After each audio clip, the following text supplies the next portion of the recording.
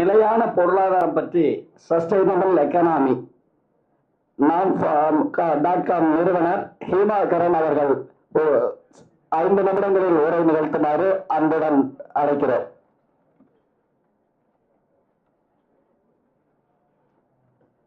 அதற்கு முன்னதாக ஒரு நினைவு பரிசு இப்போது ஒரு ஆய்வுரை வழங்கிய முனைவர் ஐயநாதன் பேராசிரியர் அவர்களுக்கு இந்த RXT நிறுவனத்தினுடைய நிறுவனர் பாசா பாலசிங் அவர்கள் வழங்குவார்.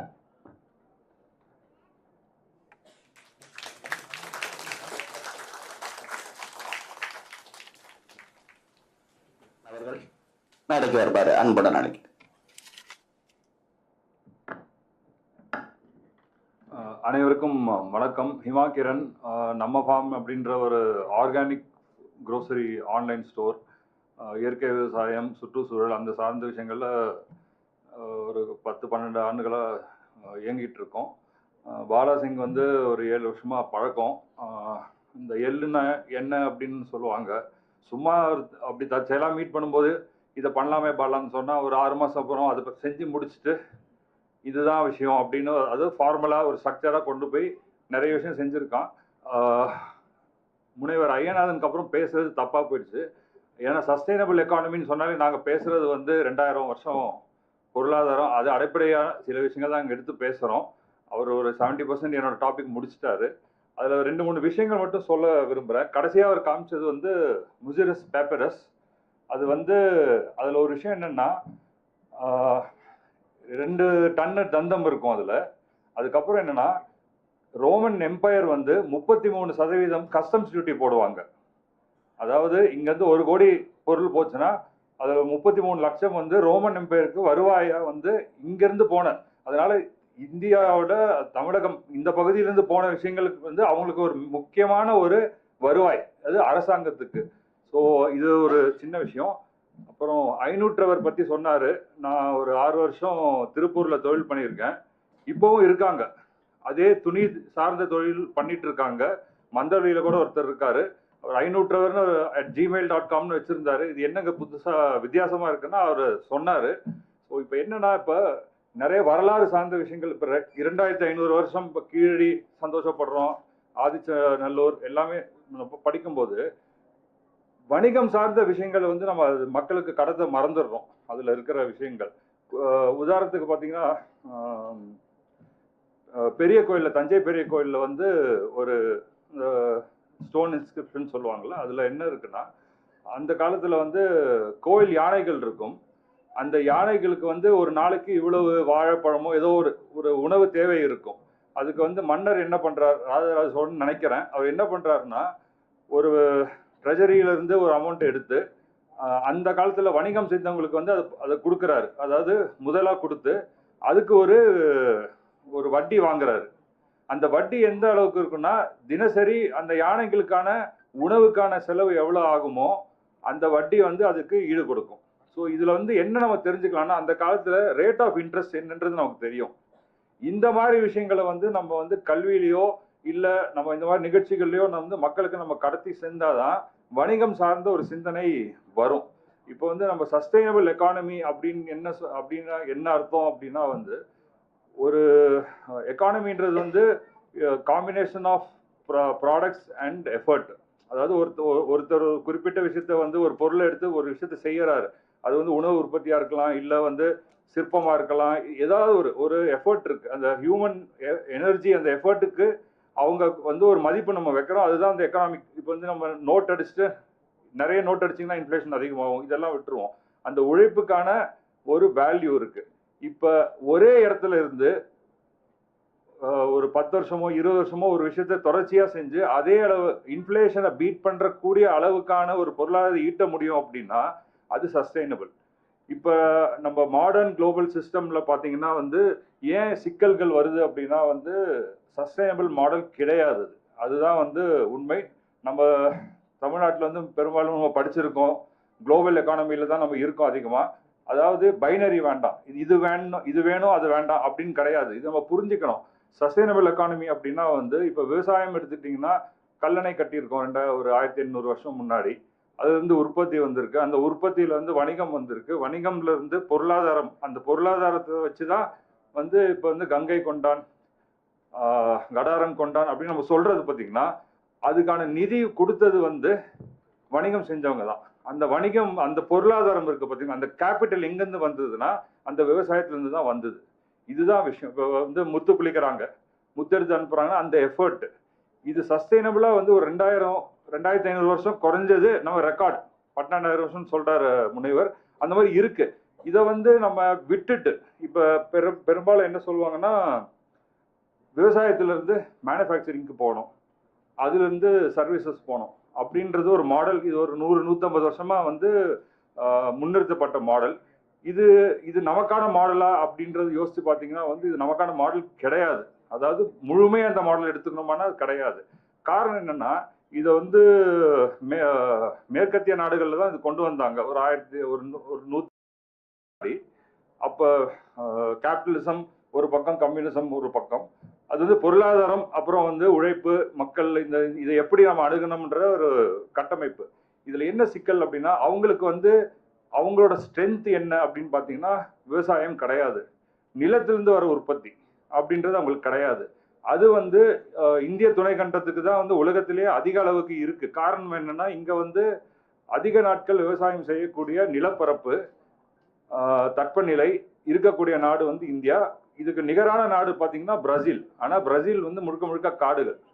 மீதி எல்லா நாடும் நம்மளை விட ஒரு 6 நாடு பெரிய நாடா இருந்தாலும் அந்த நாட்டுல பாத்தீங்கன்னா 4 மாசம் தான் வந்து விவசாயம் பண்ண முடியும். உற்பத்தின்றது ஒரு போகம் தான். இங்க வந்து 3 போகம், சில பயிர்ல 4 போகம் கூட பண்ண முடியும், பண்ணிட்டு இருந்திருக்காங்க. இந்த சஸ்டைனபிள் எக்கானமி நம்ம சொல்லும் போது வந்து இந்த விஷயத்த 2000 வருஷம்னு வச்சுக்கோம், அது பண்றோம் அப்படின்னா போதும் அப்படின்ற ஒரு அடிப்படை இருக்குல்ல. எனக்கு இது போதும், இவ்வளவு வெட்டினா போதும், காட்டை இவ்வளவு வெட்டினா போதும் அப்படின்ற ஒரு இடத்துல இருக்கு. இதுக்கு நேர் எதிர் தான் வந்து வெஸ்டர்ன் கேபிட்டலிஸ்டிக் மாடல்ல கிரீட் இஸ் குட் அப்படின்றது அது பேசிக் ஃபண்டமெண்டல். நீங்க வந்து growth ரேட் அப்படின்னு சொன்னீங்கன்னா அதுக்கு வந்து ஒரு தடையே இல்லாம வளர்ந்துகிட்டே இருக்கலாம்ன்றது ஒரு பிம்பம். அது இருக்காது. ஏன்னா இந்த வளர்ச்சின்றது பாத்தீங்கன்னா ஏதோ ஒரு இடத்துல இன்னொரு விஷயத்த பாதிக்குது. இப்போ வந்து மதுரையில வந்து டங்ஸ்டன் வேணாம்னு சொல்றோம், ஒரு பக்கம் வந்து இருந்தா நமக்கு வந்து டங்ஸ்டன் தேவைப்படுது, கனிம வளம் தேவைப்படுதுன்னு சொல்றாங்க. இந்த ஆர்குமெண்ட் ரெண்டு பக்கமும் நீங்க பாத்தீங்கன்னா இது வேணுமா வேணாமான்றது வந்து நிலையான விஷயமா நம்ம பார்க்கணும். அந்த இடத்துல டங்ஸ்டன் எடுக்கிறோம் அப்படின்னா அந்த இடத்துல என்ன பாதிப்புகள் வருது அதை நம்ம கணக்கு எடுக்கிறது இல்லை. இப்போ வந்து எக்ஸ்டர்னாலிட்டிஸ் அப்படின்வாங்க. இது எல்லாமே வந்து உலக பொருளாதார சித்தாந்தத்துல இல்ல அகாடமிக் எந்த இடத்துல போய் பார்த்து எக்ஸ்டர்னாலிட்டிஸ்ன்ற ஒரு வார்த்தை நீங்க தேடினீங்கன்னா, இப்போ ஒரு இடத்துல வந்து நம்ம வந்து காட்டு அழிச்சோ இல்ல வந்து மைனிங் பண்ணி ஏதோ பண்ணி ஒரு பொருள் எடுக்கிறோம்னா அந்த இடத்துல ஏற்கனவே இருந்த பொருளாதார ஆக்டிவிட்டிஸ் இருக்கு பாத்தீங்களா, அது எந்த அளவுக்கு பாதிக்குது அதை எடுத்துட்டு, அதாவது ஒரு 50 ரூபா அங்க வந்து வருமானம் வந்துட்டு இருக்கு, அதை நிறுத்திட்டு நம்ம 100 ரூபா சம்பாதிக்கணும்னா நம்ம வந்து 50 ரூபா தான் நம்ம வந்து ஆட் பண்ணிருக்கோன்றது அர்த்தம். இதை வந்து ஆனா மேற்கத்திய பொருளாதார நிபுணர்கள் அவங்கள கடைபிடிக்கிற நம்ம நாட்டு பொருளாதார நிபுணர்கள் இதை பேச மாட்டாங்க. ஏன்னா அந்த பாதிப்பு வந்து பெரும்பாலும் கிராமப்புறத்தில் இருக்கவங்களுக்கோ இல்ல வந்து பழங்குடியினருக்கோ அந்த மாதிரி வேற யாருக்கோ நடக்கிற ஒரு பாதிப்பு. அப்படிதான் அது இருக்கு. இந்த எக்ஸ்டர்னாலிட்டிஸ் வந்து சரி எனக்கு நான் நகரத்துல இருக்கேன், எனக்கு அது பிரச்சனை இல்லை அப்படின்னு நம்ம நினைச்சா கிடையாது. ஏன்னா இது எல்லாமே ஒரே ஒரு உலகம் தான். இந்த கிளைமேட் சேஞ்ச் அப்படின்றது பாத்தீங்கன்னா இது ஈக்குவலைசர். இது இப்போ வந்து நமக்கு நடக்கிற விஷயங்கள் இப்போ சைக்ளோன் எடுத்துக்கோங்க, ஐப்பசி அடமழை அதோட ஆரம்பிச்சதுன்னா அதாவது நார்த் ஈஸ்ட் மான்சூன், திருவண்ணாமலை ஜோதி இல்லாத முடியுன்றது ஒரு பிலீஃப். அது ஒரு டிபிக்கலா ஒரு பேட்டர்ன். ஆனா கடந்த 20 ஆண்டுகள்ல டிசம்பர் மாதம் தான் நமக்கு புயல் வர்ற மாதமா மாறி இருக்கு. சரி, புயல் வந்தா என்ன நடக்கும்? ஸ்கூல் லீவ் விடுவாங்க, ஆபீஸ் லீவ் விடுவாங்க, வெள்ள பாதிப்பு வரும், இதுல பொருளாதார இழப்பு எல்லாம் இருக்கு, விவசாயத்துல பெரிய இழப்பு இருக்கு. காரணம் என்ன, நமக்கு பொங்கல் அப்ப அறுவடை. பெரும்பாலும் பாத்தீங்கன்னா அறுவடைக்கு 10-20 நாள் முன்னாடி காய வைக்கிற நெல் வந்து புயல்ல அடி வாங்கும். இது வந்து கிளைமேட் சேஞ்ச். இந்த கிளைமேட் சேஞ்ச் பாத்தீங்கன்னா சரி நான் சிட்டியில இருக்கேன், நான் ஒர்க் பண்ணிட்டு இருக்கேன், எனக்கு இது பாதிக்காது கிடையாது. ஒரு கிளைமேட் டிசாஸ்டருக்கும் பாத்தீங்கன்னா $300 to $500 million, அதாவது வந்து ஒரு 2500 இருந்து 4000 கோடி இழப்பு இருக்கு. இந்த இழப்பு இருக்கு பாத்தீங்களா, இந்த இழப்பு வந்து இப்ப அரசாங்கம் ஈடு கொடுக்கணும். ஈடுனா அது வருவாய் ஈட்டணும். அந்த வருவாய் எங்கிருந்து வருது? டாக்ஸ் இருந்து வருது. ஸோ இது எல்லாமே வந்து லிங்க்டு தான். என் பாக்கெட்ல இருந்து நான் பணம் எடுத்து நான் கொடுக்கல, நீங்க எடுக்கிறீங்க அப்படின்றது நமக்கு தெரியாம தான் கொடுக்குறோம். நம்ம கொடுத்துதான் ஆகணும். ஏன்னா இதோட விலை வந்து சமூகம், பூமிக்குள்ள எல்லாருக்கும் பங்கு இருக்கு. இதை வந்து நம்ம சஸ்டைனபிள் எக்கானமின்னு சொல்றோம்னா 2000 வருஷமா பாத்தீங்கன்னா உலகத்துல அந்த வணிகம் சார்ந்த விஷயங்கள்ல இயங்குனது வந்து தமிழர்கள் தான் தொடர்ச்சியா. அதாவது அந்த கண்டினியூட்டின்னு வாங்கல ஒரு விஷயத்த வந்து ஏன் இவங்க வந்து இந்த விஷயம் நல்லா பண்ணுவாங்கன்னு சொன்னா அது continuity basement, consistency and continuity இருக்கணும்.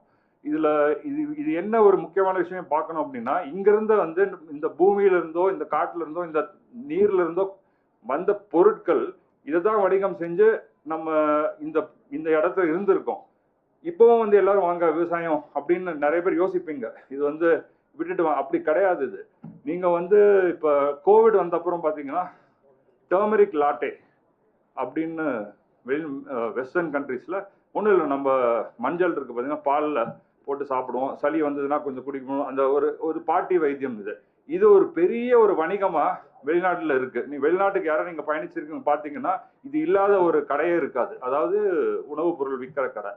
இந்த மாதிரி 1000 விஷயங்கள் வந்து நம்மளால செய்ய முடியும். அதுக்கு தேவைப்பட்ட ஃபுட் ப்ராசஸிங் இண்டஸ்ட்ரியா இருக்கலாம், இல்ல வந்து அக்ரிகல்ச்சரல் ரிலேட்டட் இண்டஸ்ட்ரியா இருக்கலாம். அதுக்கு வந்து மார்க்கெட்டிங் தேவைப்படும், அதுக்கு வந்து அக்கௌண்டிங் தேவைப்படும். இது எல்லாமே தேவைப்படும். இதை வந்து நம்ம அதாவது வந்து இந்த பைனரி ட்ராப் அப்படின்றதுக்குள்ள நம்ம போகக்கூடாது. மாடர்ன் குளோபல் சிஸ்டம்குள்ள இருந்து வெளில வாங்க அப்படின்னு சொன்னா எல்லாத்தையும் விட்டுட்டு ஒரு கிராமத்துல போயிட்டு நான் வந்து ஆடு மாடு மேய்ப்பேன் அப்படி கிடையாது. இது ரெண்டுத்துக்கு நடுவில் ஒரு பேலன்ஸ் இருக்கு. நம்ம வந்து இப்ப இங்கே ஒரு பிராண்டட் ப்ராடக்ட், யூனிக் ப்ராடக்ட் இந்தியாவில் பார்த்தீங்கன்னா ஜியோகிராபிக்கல் இண்டிகேட்டர் அப்படின்னா ஜிஐ டேக் உங்களுக்கு தெரிஞ்சிருக்கும், 420 இருக்கு. அது அதிகபட்சம் 58 வந்து தமிழ்நாட்டில் இருக்கு. அந்த ஜியோகிராபிக்கல் இண்டிகேட்டருக்கு என்னன்னா ஒரு குறிப்பிட்ட விஷயம் ஒரு குறிப்பிட்ட இடத்துல பல ஆண்டு காலங்களா பண்றாங்கன்னா அது சிறப்பான விஷயம். திண்டுக்கல் பூட்டு அப்படின்னா நீங்க வந்து சென்னையில நான் ஒரு பூட்டு செஞ்சுட்டு திண்டுக்கல் போட்டு நான் விற்க முடியாது. அப்ப என்ன ஆகுது, என்ட்ரி பேரியர் கிரியேட் ஆகுது. திண்டுக்கல்ல பூட்டு செய்யறவங்க இருக்காங்க அப்படின்னா நீங்க திண்டுக்கல் பூட்டுக்கு வந்து ஒரு வேல்யூ இருக்கு, பிரீமியம் வேல்யூவும் வருது. இப்ப ஆப்பிள் ஐபோன் ஏன் நம்ம அவ்வளவு விலை கொடுத்து வாங்கணும்னா அந்த பிராண்டிங். இந்த மாதிரி விஷயங்கள் வந்து கண்டிப்பா நிறைய கொண்டு போகலாம். அரசாங்கம் சார்பு நிறைய பண்றாங்க. பட் ஆனா இதுல மெயின் பிரச்சனை நாங்க என்ன பாக்குறோம் அப்படின்னா பொருளாதார புரிதல் கிடையாது.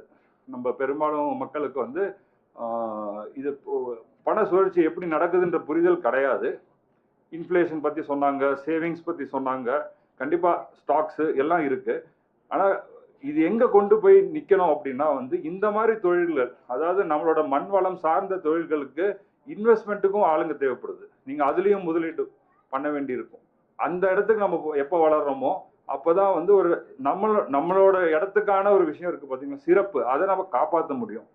கிளைமேட் சேஞ்ச்ல அதிகமா பாதிப்பு அடையக்கூடிய இடங்கள் ஒரு பட்டியல் எடுத்தீங்கன்னா தமிழ்நாடு, குறிப்பா சென்னை சுத்தி இருக்கிற இடம் வந்து ஒரு முதல் 10 இடங்கள்ல இருக்கு.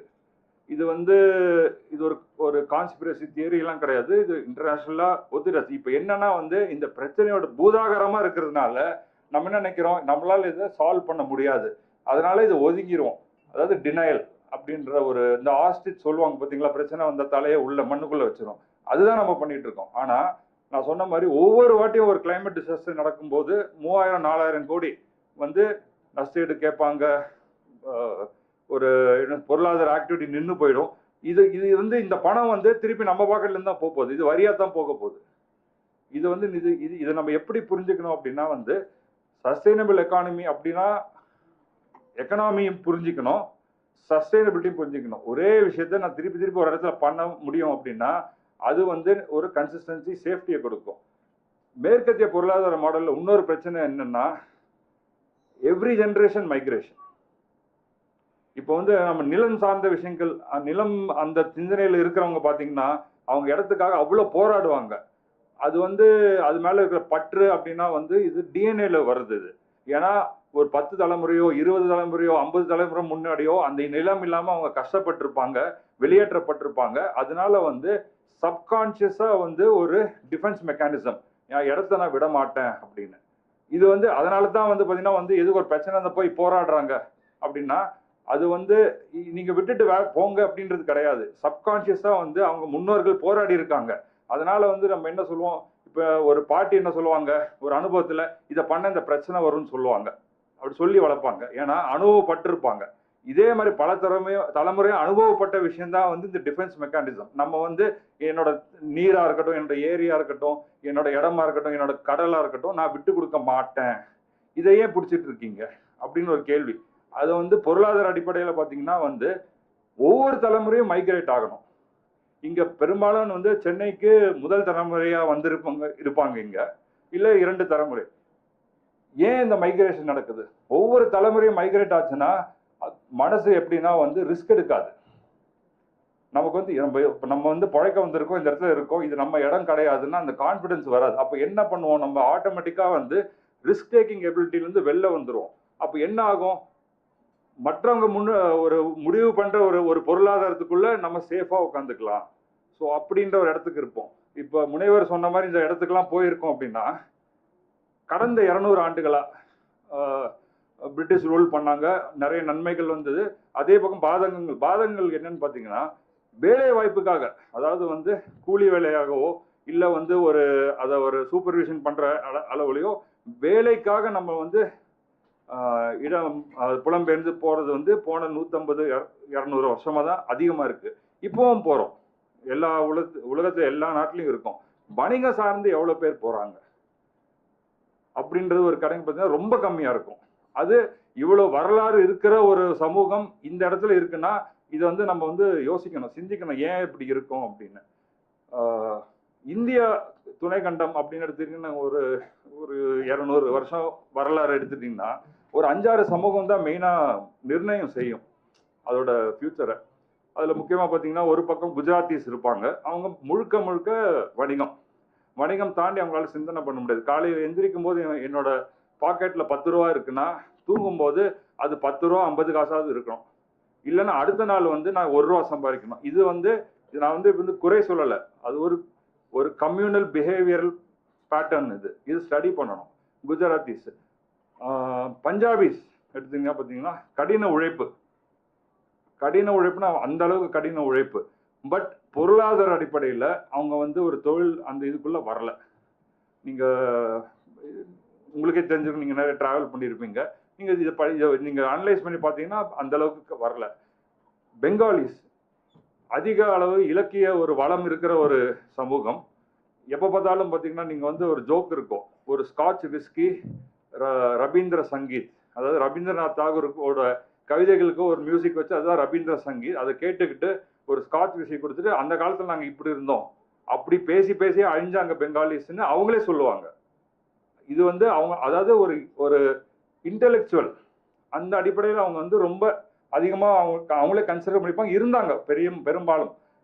இதை தாண்டி பார்த்தீங்கன்னா இப்போ தெலுங்கு மக்கள் பார்த்தீங்கன்னா வந்து முக்கியமாக அவங்களுக்கு பார்த்தீங்கன்னா வந்து என்ஜாய்மெண்ட், அதாவது வந்து சம்பாதிக்கணும், சந்தோஷமா இருக்கணும், ரொம்பலாம் யோசிக்கக்கூடாது, ரொம்பலாம் வந்து ரொம்ப இது பிரச்சனைகள் அப்போ பிரச்சனையா விட்டுரு. நம்ம வந்து இப்போ பார்த்தீங்கன்னா அவங்களோட படங்கள்லேயே பார்த்தீங்கன்னா அதோட ஒரு பிரதிபலிப்பு தான் அது வந்து ரொம்பலாம் யோசிக்க வேண்டாம், சந்தோஷமா இருக்கலாம். உணவு பழக்கமா இருக்கட்டும், இல்லை வந்து செலவு பண்றதா இருக்கட்டும், ஆடம்பரமா இருக்கட்டும், அது வந்து அவங்களோட ஒரு கம்யூனல் பிஹேவியர் ப்ராசஸ். இதை தாண்டி பார்த்தீங்கன்னா இப்போ யூபி, பீகார் அந்த மாதிரி மக்கள் பார்த்தீங்கன்னா அவங்களோட ஷியர் நம்பர்ஸ் இருக்கு, இங்கே பாப்புலேஷன், அதை வச்சே அவங்களால சாதிக்க முடியுன்ற ஒரு தாட் ப்ராசஸ் இருக்கு அவங்களுக்கு. அதனால வந்து அதை தாண்டி இருக்கிற ஒரு தேவைகள் நான் வளர்த்துக்க ரெடி இல்லை அப்படின்ற இடத்துல தான் அவங்க இருக்காங்க. ஆனால் வணிக ரீதியாகவும் இன்டெலெக்சுவல், அதாவது வந்து ஒரு சிந்தனை அடிப்படையில் இயங்கக்கூடிய இடத்துலையும் கடின உழைப்பும் சேர்ந்து இருக்கக்கூடிய ஒரே சமூகம் தமிழ் சமூகம் தான். இது மூணுமே இருக்கு, லெகசியா இருக்கு நம்ம கிட்ட. அது வந்து நம்ம உணரணும். இதை நம்ம உணர்ந்தாதான் நீங்க வந்து உலகம் ஃபுல்லா வந்து இது ஒரு 200 வருஷம் தான் நம்ம வந்து விட்டுருக்கோம், ஒரு 500 வருஷம் சொல்லலாம். அதுக்கு காரணங்கள் கூட நம்ம முனைவர் சொன்னார். ஏன் வந்து நம்ம இன்வர்ட் லுக்கிங்கா மாறிட்டோம். நேவின்ற வார்த்தையே நம்ம கிட்ட தான் வந்திருக்கு. ஆனா வந்து பெரும்பாலும் இங்க இருக்கவங்களுக்கு நீச்சல் அடிக்க தெரியுமான்னு தெரியாது. அது காரணம் இருக்கு, அது ஒரு வேற இடத்துல நம்ம பேசலாம். ஆனா என்ன சிக்கல்னா இந்த ஒரு உழைப்பு. இப்ப வந்து வர்ணாசிரமம்னு ஒண்ணு கொண்டு வந்தாங்கல்ல, அதுல என்ன பிரிச்சாங்க, அறிவு சார்ந்த வேலைகள், உழைப்பு சார்ந்த வேலைகள், அப்புறம் வந்து வணிகம் சார்ந்த வேலைகள், அதுக்கப்புறம் வந்து பாதுகாப்பு, அதாவது ஒரு நாட்டை நடத்துறது, இந்த மாதிரி விஷயங்கள். இது எல்லாமே இருக்கக்கூடிய கலவையா தான் வந்து the intellectual or other the legacy of Tamils அப்படின்னா இது எல்லாமே இருக்கு. ஏன்னா இங்க வந்து விவசாயம் பண்றவங்க வந்து போருக்கு போவாங்க. வட இந்தியாவில் பார்த்தீங்கன்னா விவசாயம் பண்றவங்க, அதாவது இந்த சத்திரியா அப்படின்னு சொல்லுவாங்கல்ல, அவங்க வந்து மண்ணை தொட மாட்டாங்க. அது வேற. இங்க அப்படி கிடையாது. இது இது இது புரிஞ்சுக்கணும். அது இது வந்து இதெல்லாம் வந்து இதை பத்திலாம் பேசக்கூடாது அப்படிங்கிற, இதெல்லாம் வந்து பேசினாதான் வந்து அது அது நம்ம நம்ம யாருன்றது நமக்கு தெரிய வரும். வணிகம் சொல்லவே தேவையில்லை. உலகத்துல எங்க போனாலும் பாத்தீங்கன்னா ஒண்ணுமே கிடையாது. ஒரு 6 மாசம் முன்னாடி நான் ஐரோப்பா போயிருந்தேன், இட்டாலி போயிருந்தேன். அங்க வந்து ஒரு ரோமன் ரூயின்ஸ் இருந்துச்சு. பேசும்போது நான் அவங்ககிட்ட சொல்றேன், எல்லாம் பெரும்பாலும் ஒரு 20 நாடுகள் இருந்து ஒரு யூனிவர்சிட்டி கோர்ஸ். அது 20 நாடுகள்ல இருந்து வந்த ஆளுங்க இருந்தாங்க. நான் சொல்லிட்டு இருந்தேன், இது இந்த இடத்த இங்க ஒரு 2000 வருஷம் முன்னாடி இங்க இருந்தவங்களோட எங்க முன்னோர்கள் வந்து வணிகம் செஞ்சிருப்பாங்க அப்படின்னு நான் சொல்லிட்டு இருந்தேன். அவங்களுக்கு எல்லாம் கேட்டுட்டு இருந்தாங்க வேப்பா. நான் சொன்னேன், என்ன தெரியுமா நாங்க இங்க நாட்டுல இருந்து கொண்டு வந்தோம், அதாவது ரோமன் எம்பையர் இருந்து நாங்க அதிகமா எது கொண்டு வந்தோம்னா அவங்க என்னென்னோ யோசித்தாங்க. நான் சொன்னேன், நிறைய விஷயம் கொண்டு வந்திருப்போம், ஆனா அதிகமா கொண்டு வந்தது ரெட் வைன். ஏன்னா இட்டாலினாலே வைன் தான். ஸோ அது மெயினா நம்ம இம்போர்ட் பண்ணது. இது வந்து ஒரு சும்மா ஒரு ஒரு உரையாடல் அப்படி கிடையாது. இதுல வந்து பேசிக்கா ஹிஸ்டரி இருக்கு, இதுல ட்ரேட் இருக்கு இதுல. அதுக்கப்புறம் நான் அவங்ககிட்ட பேசிட்டு இருக்கும்போது எந்த ஊருன்னு கேட்கும்போது நான் வந்து சென்னைன்னு சொல்லுவேன். நிறைய பேருக்கு தெரியாது, அது ஐரோப்பாவில் இருக்கவங்களுக்கு தெரியாது. சென்னைன்னு அவங்களுக்கு டக்குன்னு தெரியாது. மெட்ராஸ்ன்னு சொன்னோன்னே தெரியும். அவங்க எல்லாரும் மெட்ராஸ் செக்ஸ் அப்படின்ற ஒரு விஷயத்தை பத்தி பேசினாங்க. மெட்ராஸ் செக்ஸ்னா என்னன்னு தெரியுமா? இங்க அதாவது அந்த கட்டம் போட்ட சட்டை இருக்குல்ல, அந்த பேட்டர்ன், அதுதான் வந்து மெட்ராஸ் செக்ஸ். அது ஒரு 50 வருஷம் முன்னாடி 50-60 வருஷம் முன்னாடி பார்த்தீங்கன்னா அதுக்கு அவ்வளோ ஒரு பெரிய கிரேஸ் வெளிநாட்டில். அதாவது வந்து இப்போ நம்ம லுங்கி கைலி இருக்கு பார்த்தீங்களா, அதில் தான் இப்போ இருக்குது அந்த கட்டம். முன்னாடி பார்த்தீங்கன்னா எல்லாத்துலேயும் இருக்கும். அவங்க மெட்ராஸ் சொன்னோடனே மெட்ராஸ் செக்ஸ்ன்னு ஐடென்டிஃபை பண்ணுறாங்க. இப்போ இங்கே ஒருத்தர் வந்து மெட்ராஸ் செக்ஸ்ன்னு ஒரு நிறுவனத்தை உருவாக்குனாருன்னா அவர் ஐரோப்பியாவில் அவருக்கு சந்தையை வெயிட் பண்ணிட்டு இருக்கு. இதுதான் நம்மளோட விஷயம். நான் வந்து இதே கம்பெனியை வந்து நீங்க வளர்த்து அதுலயும் நீங்க ஐடியில் ஒரு 10 பேருக்கு வேலைக்கு வைக்கலாம், அக்கௌண்டிங் ஒரு 5 பேர் வேலைக்கு வைக்கலாம், இது எல்லாமே பண்ணலாம். ஆனா இது நம்மளோட பொருளாதாரம், இது நம்ம டிஃபைன் பண்ற பொருளாதாரம். கடைசியா ஒரே ஒரு விஷயம், கொலோனியலிசம் அப்படின்னு நீங்க எடுத்துட்டீங்கன்னா இந்த பொருளாதாரத்தை நீங்க புரிஞ்சுக்கிறது, அதை புரிஞ்சுக்கணும். என்ன இந்த வளம் இருக்கு பாத்தீங்களா, 2000 வருஷம் போட்டவர், இதை எப்படி நம்ம நேரடியா எடுக்கலான்றதுக்காக தான் வந்து படையெடுத்து வந்தாங்க. படையெடுத்து வணிகம் செய்ய வந்தாங்க. அப்புறம் நம்மளோட ஒற்றுமை அந்த அளவுக்கு சிறப்பா இருந்ததுனால அவங்க நம்மளை ஆண்டாங்க. இங்கிருந்து ரா மெட்டீரியல் எக்ஸ்போர்ட் பண்ணாங்க, ப்ராசஸ் பண்ணி திருப்பி வந்தது. அதுக்கு தான் வந்து காந்தியடிகள் என்ன சொன்னாரு, வெளிநாட்டு அந்நிய துணிகளை போட வேண்டாம். பேசிக்கா என்னன்னா, இங்கிருந்து பருத்தி போகும், மான்செஸ்டர்ல வந்து அதை நெய்ஞ்சு நூலாக்கி துணியாய் திருப்பி வந்து அதை வாங்கும்போது movement of capital from India to outside அப்படின்றத அதாவது ரோமன் எம்பையர்ல சொன்னாங்க பார்த்தீங்களா, நம்ம இந்தியாவிலேருந்து வர பொருளை வாங்கும் போது நம்மளோட பணம் அவங்களுக்கு போகுதுன்னு. அதே இதுதான் காந்தியடிகள் திருப்பி. ஏன்னா அவர் அடிப்படையாக வந்து அவர் ஒரு பனியா சமூகத்தை சேர்ந்தவர். அதனால தான் அவர் சொன்னது எல்லாமே வந்து பொருளாதார அடிப்படையில். இந்த இந்த இந்த மூவ்மெண்ட் ஆஃப் கேபிட்டல் இருக்குல்ல, இது வந்து தவிர்க்கலாம் அப்படின்னு சொன்னாங்க. அதுக்கப்புறம் வந்து சுதந்திரம் வந்தது, காலத்தின் கட்டாயம் அது. ஏன்னா அந்த அளவுக்கு வந்து உங்களுக்கு வந்து ஒரு நியூஸ் இன்ஃபர்மேஷன் பரவ ஆரம்பிக்குது, ரேடியோ வந்துருச்சு, பத்திரிகைகள் வந்துருச்சு. அதனால இந்தியாவில் ஒரு தப்பு நடக்குதுன்னா அது வந்து இங்கிலாந்துல அதை பற்றி பேசப்படும், கேள்வி கேட்கப்படும். அதனால வந்து சுதந்திரம் கொடுக்கணும் அந்த இடத்துக்கு வந்தாங்க. இது 1950s இருந்து 80s வரைக்கும் பார்த்தீங்கன்னா உலகத்துல வந்து இருக்கிற பெரும்பாலும் ஆப்பிரிக்கா, ஆசியா இருக்கிற நாடுகள் வந்து விடுதலை அடைஞ்சிருச்சு. கடைசியா எனக்கு தெரிஞ்சு 1980 ஜிம்பாப்வேன்னு நினைக்கிறேன். 1978 மார்கரெட் தாட்சர் வந்து பதவிக்கு வராங்க யூகேல. 1981 வந்து ரொனால்ட் ரீகன் பதவிக்கு வர்றாரு யூஎஸ்ல. ரீகனாமிக்ஸ் அப்படின்னு ஒன்று இருக்கு, படிச்சு பாருங்க. ரீகனாமிக்ஸ் அடிப்படை என்னன்னா, இவங்க 2 பேரும் என்ன பண்றாங்கன்னா top down economy, trickle down economy அப்படின்னு ஒன்று கிரியேட் பண்றாங்க. ட்ரிக்கிள் டவுன் எக்கானமி என்னன்னா, மேல இருக்கிற நிறுவனம் இருக்கு பாருங்க, பெரிய நிறுவனம், அந்த பெரிய நிறுவனத்துக்கு நம்ம வந்து எந்த அளவுக்கு நம்ம சலுகைகள் கொடுக்க முடியுமோ, எந்த அளவுக்கு சுதந்திரம் கொடுக்க முடியுமோ அவங்க வந்து நம்மளோட தொழிலை வளர்ப்பாங்க. ட்ரிக்கிள் டவுன்னா மேல இருந்து கசியும், ஏதாவது நம்ம மேல கொடுத்துருவோம், அது கசிஞ்சு கீழே வரும். இதுக்கு பேரு ரீகனாமிக்ஸ். ஒரு 45 வருஷம் முன்னாடி இது வந்தது. ஆனா இதோட விளைவு என்ன ஆச்சுன்னு பாத்தீங்கன்னா, மேல இருக்கவங்க கீழே கொடுக்கல. எப்படி கொடுப்பான், அந்த மனசு வராது. இது மனித இயல்பு. ஏன்னா அவங்க கேபிட்டலிஸ்டிக் மாடல்ல பகிர்ந்து இருக்கணும்ன்ற அந்த இடத்துக்கு அவங்களால வர முடியாது. அது அவங்களோட சிந்தனைக்கு முரணான ஒரு விஷயம்.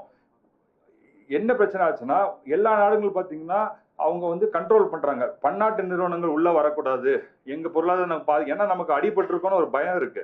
இதை மாத்துறதுக்கு தான் ப்ரெஷர் போடுறாங்க. 1991 இந்தியா லிபரலைசேஷன் நடந்தது. 1995 WTO உலக வர்த்தக அமைப்பு. இது அடிப்படையா அது ஒரு தனியார் அமைப்பு மாதிரி, அதாவது ஒரு லாபி குரூப் மாதிரி தான். என்னென்ன தொழில் எந்தெந்த நாட்டில் எப்படி பண்ணணுன்றது முடிவு பண்றது அவங்க தான். அவங்களோட என்ன சிந்தனை அப்படின்னா, அவங்களோட ஸ்ட்ரென்த் என்ன இருக்கோ அதை வச்சு அவங்க அந்த களத்துல இறங்குறாங்க. நம்மளோட ஸ்ட்ரென்த் என்ன இருக்கோ அதை வீக்கெண்ட் பண்றாங்க. அப்ப என்ன சொல்றாங்கன்னா, நீங்க விவசாயத்திலிருந்து வெளில வாங்க, கிராமப்புறத்துலேருந்து நகரத்துக்கு வாங்க. வர்றது தப்பு கிடையாது. இங்க ஸ்விக்கியோ ஓலாவோ அந்த மாதிரி வேலைகள் இல்லாம எல்லாருக்குமே ஐடி வேலை இருக்கு, எல்லாருமே ஏசியில தான் வேலை பண்றாங்கன்னா ஓகே. ஆனா யதார்த்தம் இதுதான்.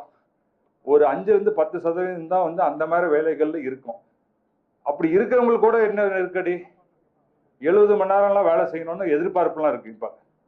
சரிங்களா? இதுதான் யதார்த்தம். இது ஒரு பெரிய வித்தியாசம் கிடையாது. இது அடிப்படையா நம்ம அது ஒரு மாஸ்க் மாதிரி. இது நம்ம ஒரு மாடர்ன் குளோபல் வேர்ல்ட்ல இருக்கோம், எக்கானமியில இருக்கோம், இண்டிபெண்டா இருக்கோம் அப்படின்னு நம்ம நினைச்சுக்கிறோம்.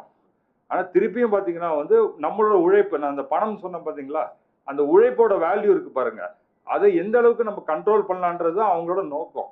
இதுதான் இப்போ போஸ்ட் கொலோனியல் வேர்ல்ட்ல எப்படி ஆசியாவோ அமெரிக்கா அப்படின்னு ஆப்பிரிக்காவோ இல்லதான் ஓல்டு வேர்ல்டுன்னு சொல்லக்கூடிய இடங்களை கண்ட்ரோல் பண்ண முடியுன்றதுக்கான எக்கனாமிக் மாடல் அவங்க உருவாக்கி இருக்காங்க.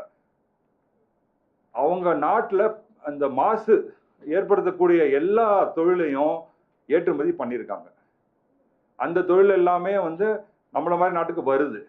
இதை நம்ம யோசிக்கணும். நமக்கு ஒரு காலத்துல பணம் இல்லை, வருமானம் இல்லை, உணவு இல்லை, சரி இதெல்லாம் செஞ்சோம். இப்ப பணம் இருக்கு, நம்மளே மாறு தட்டிக்கிறோம்ல. நம்ம முன்னேறி இருக்கோம், 50% GER இருக்கு, செகண்ட் லார்ஜஸ்ட் GDP. இதெல்லாம் நம்ம சொல்லும் போது வளர்ந்த நாடு எப்படி சிந்திச்சதோ அந்த மாதிரி சிந்தனையை நம்ம எப்போ கொண்டு வர போறோம் அப்படின்ற ஒரு கேள்வி நம்ம எல்லாருமே எழுப்பணும். அந்த மாதிரி விஷயங்கள் தான் நாங்க கேட்கிறோம். பட் அதாவது இப்போ பாலா மாதிரி ஆட்கள் செய்யற வேலை என்னன்னா, பாலா கிட்ட நான் சொன்னது என்னன்னா, இது ரொம்ப முக்கியமான விஷயம். 70-80% ஸ்டாக் மார்க்கெட்ல இருக்கிற பணம் பாம்பே குஜராத் சார்ந்த அந்த இடத்துல இருக்கவங்க தான் போட்டிருக்காங்க. நமக்கு நம்ம வணிக புரிதல் அப்படின்றது மக்களுக்கு கொண்டு போய் சேர்த்துற இந்த வேலை ரொம்ப முக்கியமான ஒரு வேலை. இது ஒரு பொலிட்டிக்கல் ஒர்க்காக தான் நான் பார்க்குறேன். இது பியூரா சும்மா உங்களுக்கு ஒரு 5% எக்ஸ்ட்ரா வரும் அப்படி கிடையாது.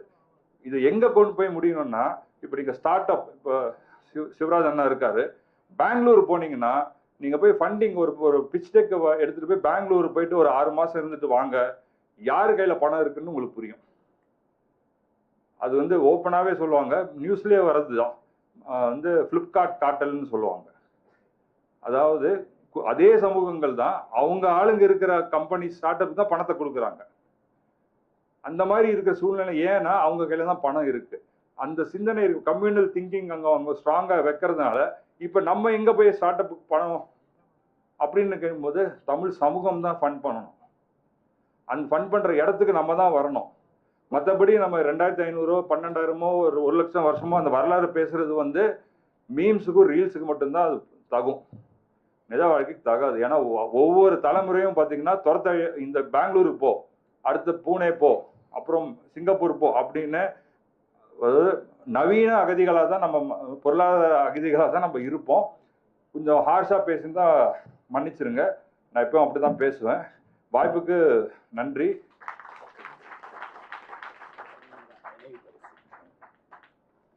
நன்றி சார். நிறைய செய்திகள் உலகம் முழுவதும் எப்படியெல்லாம் பொருளாதாரம் இருக்கு, அதுல தமிழ் சமூகம் எப்படி இயங்கிட்டு இருக்குங்கிறத ஒரு விரிவாக எடுத்து சொன்னீங்க. இப்போது அவருக்கு நினைவு பரிசு வழங்குபவர் முனைவர் விஜய் அசோகன் அவர்கள், முல்லை பண்பாட்டு கல்வியியல் நிறுவனர். வாங்க சார், கொஞ்சம் நினைவு பரிசு வழங்கியிருக்க.